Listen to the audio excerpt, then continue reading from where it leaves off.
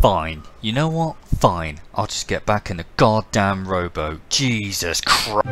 Yes, it's that time again. And it's time to join Hatters, having come back from his ski holiday, where obviously I've been getting up to this. And not this. Maybe a little bit of this. Definitely not that. And of course, finishing up with this.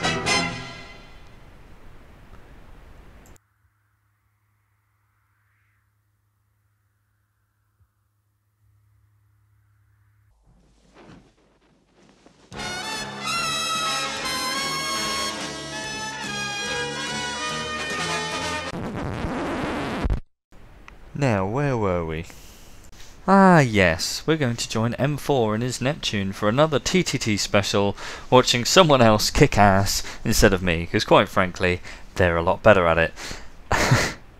So, here goes nothing. MFour starting with his typical GLHF, which is good luck, have fun. And on the enemy team we have a couple of OM guys. I am Radical Larry, starting with, "Hi, I'm Larry," which seems to be some banterous thing that he says every game, because I've seen it a couple of times myself. Even in competitive games he'll pop it up. I don't know what it's for. A bit of banter, I guess, but yeah, it's pretty funny. It's a bit random. So back into the game. MFour is joined by Firefly, who is one of TTT's battleship players, and I believe he's playing in the Missouri. So yeah, they're going to take up a central position on B and see what they can do from there. Now, the Neptune, much like my last featured ship, this is actually the predecessor to the Minotaur, is another British sort of rainbow spitting job. It's got its own smoke, which is awesome. It's got its own hydroacoustic search, so you can position yourself in some quite dodgy places, and from there sort of have a bit of a sway on the battle.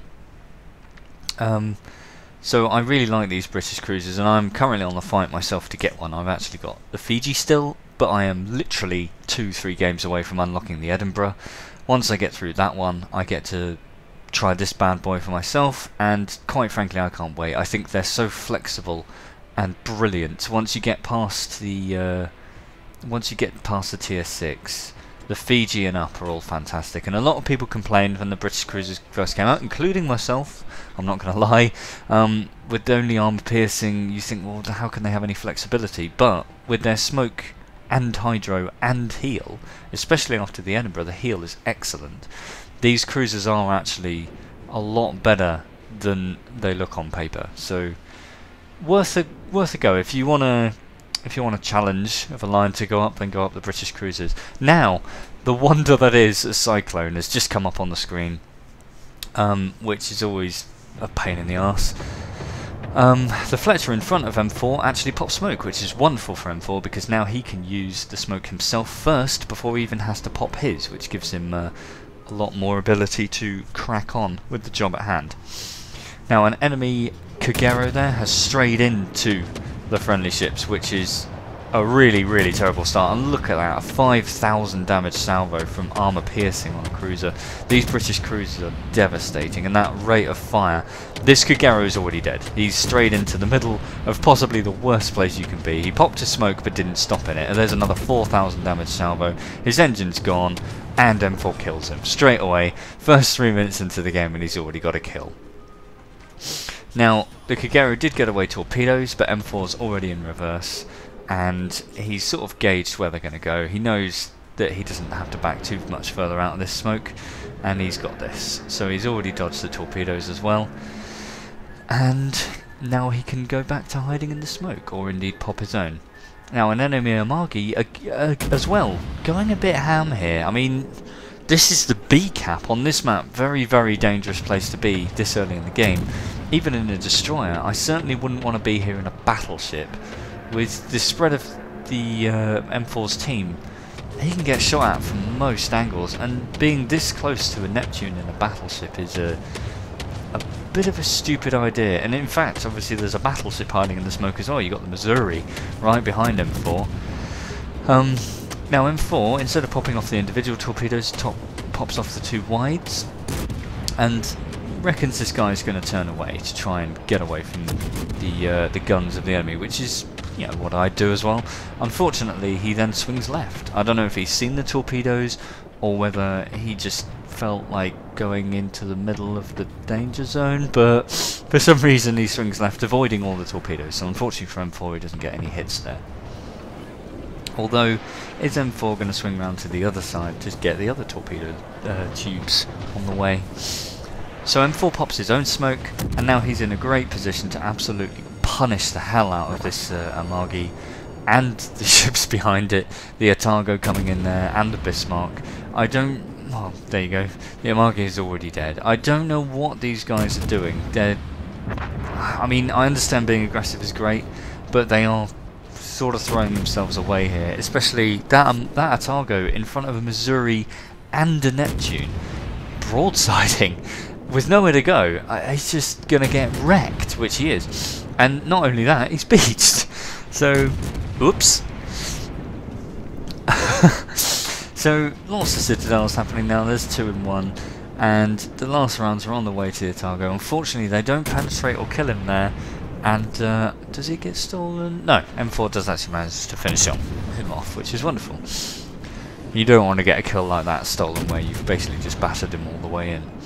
Now the Bismarck, reversing out broadside on there, just gets away with it and disappears, which is a shame for MFour because he quite easily could have killed him.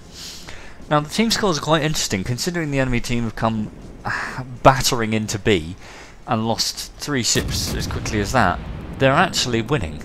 MFour's team have lost more ships, and the only one capping now is a Firefly in his Missouri is capping B. No one else has got into any of the other caps, and all of them are completely empty, so no one's actually captured a thing, which is a very strange thing to happen at the beginning of a game like this, especially one with 4 destroyers on each team. No caps have been taken by either side, which is a weird one.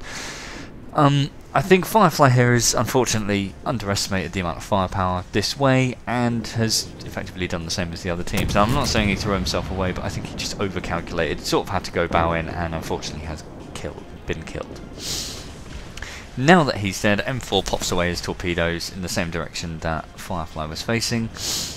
I don't know, it's a shame that he died where he did because he's kind of in the way, but I don't know. It's a shame he got killed like that, and I mean, it's just one of those things that happens once in a while. Yesterday I got killed in the first 2 minutes of a game thinking I was Johnny Big Bollocks in my... what was I playing in? I was playing in my Fiji, and I got deleted by a Fuso of all things. Just obliterated me. I turned slightly broadside on thinking, nah, he's not going to hit me with everything. And yeah, Death Strike. See you later. So, an interesting fact about MFour. MFour, his other name is Panj, which in, I believe, Croatian, is where he's from, means tree stump.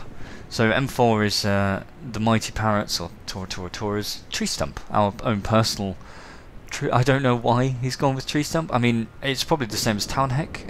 Townhek in Dutch, or in the native language of the Netherlands, means garden fence. So TTT has some very interesting names going on. My name's pretty boring because my name is just my name, or you know, to that effect, a nickname. But yeah, MFour went with Panj as his sort of secondary backup name. He actually has his own YouTube channel, which I think he's under Panjerson. So if anyone wants to check that out, definitely go for it, because some of his epic plays, he basically has made sort of little film reels of what he gets up to, and he does some amazing stuff. Like, look at that, it's a citadel, the guy doubles straight away in the Chapayev, and he wrecks him. Just gone, 2 salvos.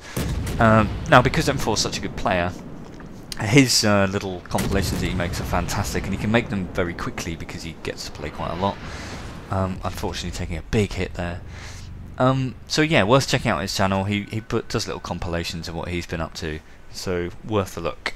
Would definitely advise. I think I'm subscribed, so. Now MFour is trying to take some cover behind this rock here, and this game is actually before the recent changes, the latest patch.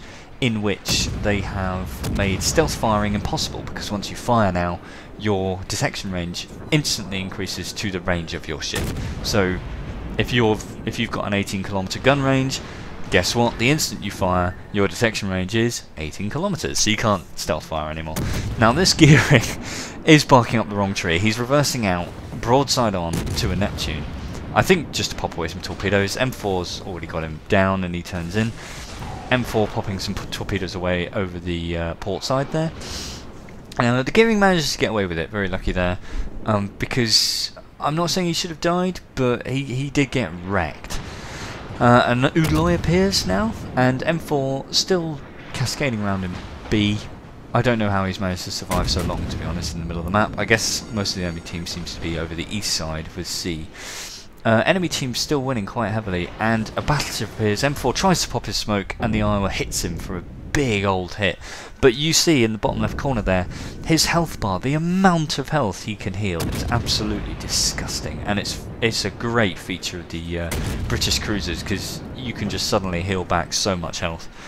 MFour there giving the Iowa a bit of a shoeing back, because he needs it.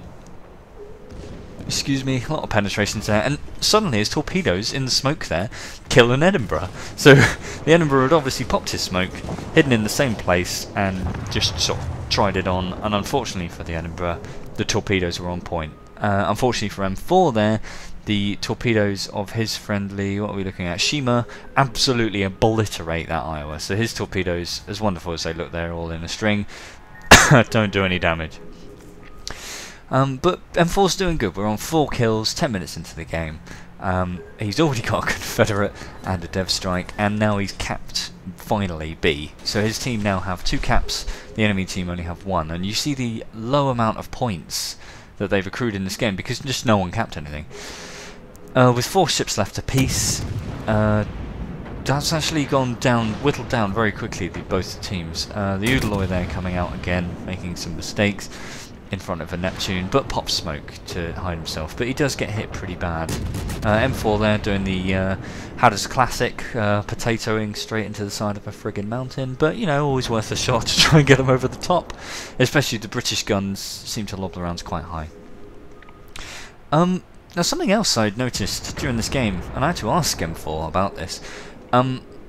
In-game feature is the sort of locking, the target locking system, where you press, I believe it's T, or is it X? It might be X, on the target, and it'll lock on the target. And on my one, and certainly the way I've always played it, auto-tracks the target for you. So once you're locked onto a target, the guns will naturally sit in front or on the target. Wherever you're aiming, it will sort of follow at the same speed as they're going. And this way, you can sort of aim off in front of a target and sort of work out your lead, and then it'll keep the lead for you, and then you can bang away your rounds. And that way, you can sort of work out timings and how you're going to land your shells.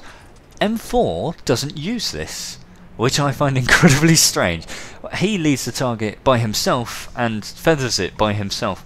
And maybe this is his secret to being such a good player, because M4, believe it or not, probably is TTT's best player. He's a fantastic battleship player, and he, in many competitive games and on many of the streams, ISO stream and Flymoose streams and so on, has just deleted cruisers. That's what he does. He'll go in, if he's got a cruiser in his sights and he's broadside on, forget it, he's pretty much gone, because M4 just is that good. And I don't know how he does it, because I couldn't do it, I don't think, without the, I say it's not an auto aim, but it's a, you know, a target following capability that helps you out. I don't think I could not use that.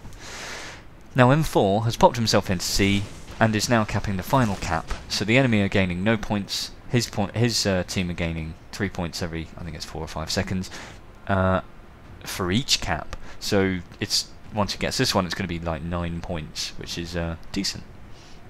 He's on just shy of 126,000 damage, so he's doing pretty good. Now him and the Chapayev here are actually coercing, which is great to see in a random battle. The guy is talking about when he's going to pop his radar and it's ready in 10 seconds. M4 saying that I want to be able to have shots first, and that the enemy are too far away because of the cyclone if the Chapayev pops his radar, he can see the targets at 11.5 kilometers, but M4 still can't, because ultimately they're too far away. They need to be 8 kilometers away. So let's do it. He pops his radar, the Udaloy pops up within 8 kilometers there, as does the Friedrich de Grosser and the Minotaur. So that's 3 of the enemy ships out of 4, and you can see there the other one is actually detected in A. So we now know where they all are. The Friedrich there on about a 3rd health, and M4 starts punishing him straight away, shooting all his rounds up into the superstructure there. You can see just how much health this thing can shave off very, very quickly, and yes, they bounce a lot, and yes, you get a lot of shattered rounds, and that's over there, all of them bounced, but the ones that do penetrate, my god, do they penetrate, and the British cruisers have great penetration angles, so M4's gonna penetrate here, and he kills the guy for his Kraken Unleashed. So let's release the Kraken! Oh, there he is again. Our little Kraken friend is back. Now M4 here, in the baby Neptune, shooting his Big Daddy and the Minotaur there, absolutely no problems. The Minotaur should be mincing him, but because of his angle, or lack of angling and M4's angling, the M4 bounced most of his round and M4 absolutely destroyed him. However, the Chapayev is actually the one that gets the kill, so fair play, securing it. There's a fantastic meme that M4 always puts up to do with kill secures and things like that. Basically, if anyone kill steals, it's M4. And I wouldn't say he always kill steals, he's clearly very skilled, but we always make jokes that all he does is kill steal. And I mean, he's already on 5, so he's doing pretty well. He's actually had a couple of kills stolen off him this battle, so that's fair enough. Now the Udaloy makes a mistake here of getting within hydro range, and so he was detected even though he was in his smoke. However, he manages to just about get away with it. So it's the 2 destroyers now versus the Chapayev and the Neptune, and then the friendly destroyer, which I think is a Fletcher. I'm not going to call it too soon, but another destroyer. Now these two, as you saw there, the Udaloy on quite low health. A Neptune is not the ship you want to run into in your destroyers. In fact, any British cruiser from the Fiji up is not a ship you want to run into, because they are pretty good at deleting stuff. The Udaloy there, just getting around the corner in time, which is well played. M4 puts some torpedoes into the open there, because you never know what you might hit. Udaloy suddenly stops and decides to reverse out. I'm guessing he beached and gets obliterated for M4's high caliber there. The gearing on full health is actually reversing, I believe. So I was thinking like, oh, he's going to bang it in and try and affect something. Unfortunately, he's been caught out in front of Neptune. You saw the amount of rounds that hit there, and he's getting wrecked. The torpedoes are away. In the open there, a couple of them hit the dead Udaloy, which is a shame. But you know, it's always worth banging away some torpedoes if you've got them ready to go, because you know, you can always hit stuff. You might hit stuff randomly, like M4 did earlier. The gearing torps here, they get fired through sort of the narrow entry, and a few of them end, unfortunately, a bit too early. M4 has spotted them though, just with the end of his hydro there, which is fantastic, so he gets away with it. Now the gearing only popped 1 set away, so I believe he's either holding his other set just in case, or he hasn't got his other set up, whatever it may be. M4 actually rams the ship to use, I believe, its carcass as a shield, but I don't think it's going to matter, because if you see the gearing here, just the amount of rounds going away, it's too late for him now, and his torpedoes weren't great anyway. M4 then finishes the game by shooting him blind. Let's go and see the post-game results. These results then are simply spectacular. They dwarf a lot of mine. Some pretty serious medals there. We have Confederate, we have Dreadnought on a cruiser, which is classy, and that's something that the British are quite good at getting. We have the Kraken Unleashed, we have a Devastating Strike, and we have High Caliber. 176,000 damage, not the most impressive score ever, certainly not M4's highest, but a very good score when you look at the other things he did. 7 kills, which is pretty impressive. He actually got a full capture and 2 assisted captures, so he was on every single cap effectively. Yeah, he got some defense as well, a decent amount of credits, and a decent base XP there. Moving on to the next screen, 3,884 base experience. I'm not sure that I have ever scored anything like that. WoWs would tell you different with ridiculous base scores, but I don't think they count.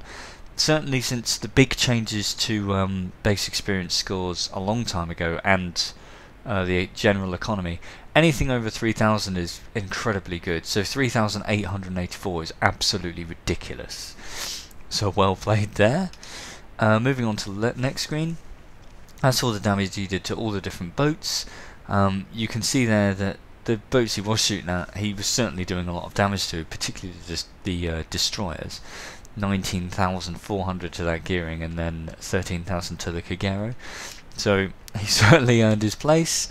And the last screen there, you can see MFour isn't a premium haul like me, but just look at the score he managed to get without a premium account. So God knows what would happen if he did have one. And there we have it.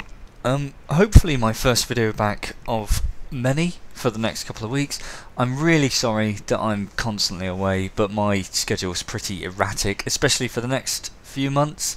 You're just going to have to forgive me, because I'm taking 2 weeks here, 3 weeks there, and unfortunately that's just my life right now. And I love making videos and I want to create content for you guys, but unfortunately I will have to spend a few days, if not weeks, away at a time.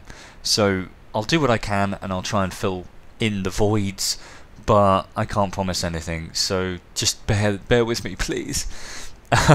I've been Hadders, you've been watching MFour kick-ass there in the Neptune. I hope you enjoyed, and hopefully I will see you all again soon.